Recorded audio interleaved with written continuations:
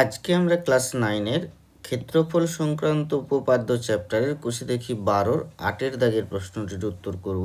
প্রশ্নটিতে যেটি বলেছে, সমান ক্ষেত্রফল বিশিষ্ট এবিসি এবং এবিডি দুটি ত্রিভুজাকার ক্ষেত্র এবি বাহুর বিপরীত দিকে অবস্থিত। প্রমাণ করতে হবে যে এবি সিডিকে সমদ্বিখণ্ডিত করে। তাহলে এই অনুযায়ী ছবিটি হবে এই রকম। এখানে দেখো এবিসি একটি ত্রিভুজ এবং এবিডি আরেকটি ত্রিভুজ এবি বাহুর বিপরীত দিকে অবস্থিত। আমাদের শুধু প্রমাণ করতে হবে যে এই যে সিএম আর এমডি এই দুটোর দৈর্ঘ্য সমান, কারণ আমাদের প্রমাণ করতে বলেছে এবি সিডিকে সমদ্বিখণ্ডিত করে। তাহলে এবি এই যে সিডি সরলরেখাংশকে সমদ্বিখণ্ডিত করেছে, অর্থাৎ কি না সিএম এর দৈর্ঘ্য এবং এমডির দৈর্ঘ্য সমান হয়েছে। এইটি প্রমাণ করলেই কিন্তু আমাদের এইটি প্রমাণিত হবে যে এবি সিডিকে সমদ্বিখণ্ডিত করে। তাহলে আমাদের প্রদত্ত এবং প্রামাণ্য কি আছে আমরা লিখি। প্রদত্ত ত্রিভুজ এবিসি ও ত্রিভুজ এবিডি এর একই ভূমি এবি এবং তারা ভূমির বিপরীত দিকে অবস্থিত। আরেকটা কি আছে, ত্রিভুজ এবিসি সমান হচ্ছে ত্রিভুজ এবিডি। এটি হচ্ছে প্রদত্ত দেওয়া আছে, এটি একটি ভাইটাল কন্ডিশন। এবার আমরা কি করব না সি আর ডি যোগ করব। ফলে সি আর ডি যোগ করার ফলে যে সিডি সরলরেখা তৈরি হয়েছে, সেই সরলরেখাটি এবিতে এম বিন্দুতে ছেদ করেছে।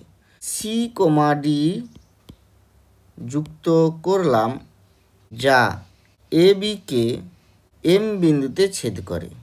প্রামাণ্য প্রামাণ্য অংশ কি না এবি সিডিকে সমদ্বিখণ্ডিত করেছে, অর্থাৎ সি এম সমান আমাদের এমডি। এইটা প্রমাণ করলেই প্রমাণিত হবে যে এবিটা সিডিকে সমদ্বিখণ্ডিত করেছে।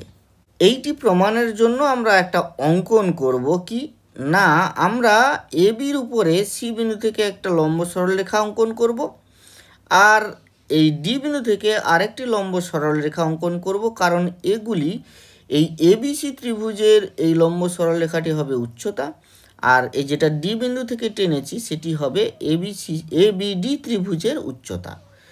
কারণ আমাদের যেহেতু এই কন্ডিশনটি দেওয়া আছে, তাহলে আমরা এই প্রপার্টিটা ইউজ করব যে হাফ ভূমি গুণ উচ্চতা। সি বিন্দু থেকে যে লম্বটি আমরা এবির উপরে অঙ্কন করলাম, মনে করলাম সেটি পি বিন্দুতে ছেদ করেছে।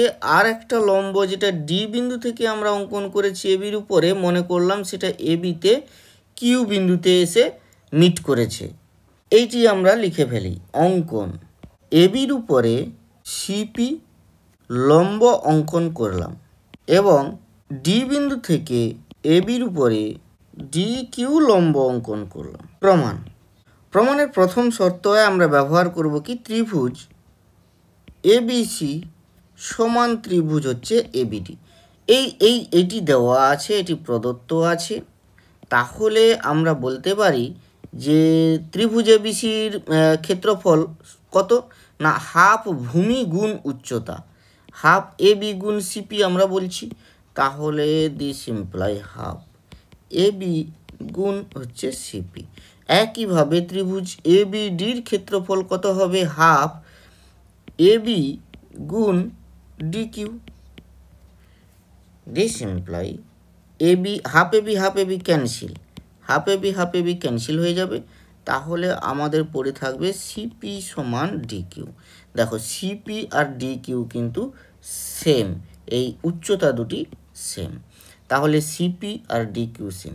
এখন দেখো এই যে ত্রিভুজটা সিপিএম ত্রিভুজ, এটি একটি ত্রিভুজ তৈরি হয়েছে এখানে, আর এমডি কিউ আর একটি ত্রিভুজ তৈরি হয়েছে। এই দুটো ত্রিভুজের ক্ষেত্রে আমরা এই দুটো ত্রিভুজকে সর্বসম দেখাবো, তাহলেই এই যে সিএম আর এমডি সমান হয়ে যাবে সর্বসম ত্রিভুজের অনুরূপ বাহু।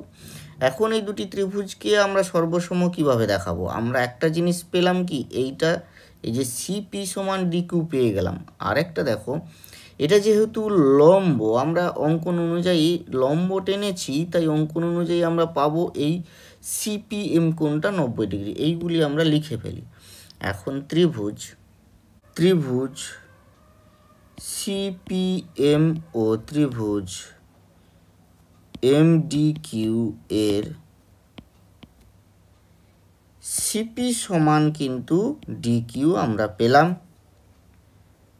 আরেকটা কি, কোণ সিপিএম সমান কোণ ডিএমকিউ নয় ডিকিউএম সমান হচ্ছে, দুজনেই মানে সমান হচ্ছে 90 ডিগ্রি, সমকোণ অঙ্কন অনুযায়ী পেয়েছি, অঙ্কন নানুযায়ী। আরেকটা কি দেখো, বিপ্রতীপ কোণ। কীরকম, সিএমপি এই কোণটি আর এই কোণটি, দুটি কোণ বিপ্রতীপ কোণ। তাহলে কোণ সিএমপি সমান কোণ ডিএমকিউ বিপ্রতীপ কোণ। অতএব অ্যাঙ্গেল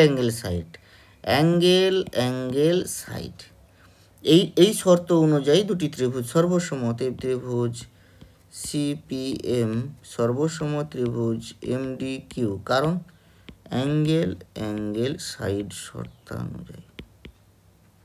অতএব সিএম সমান এমডি, সর্বসম ত্রিভুজের অনুরূপ বাহু।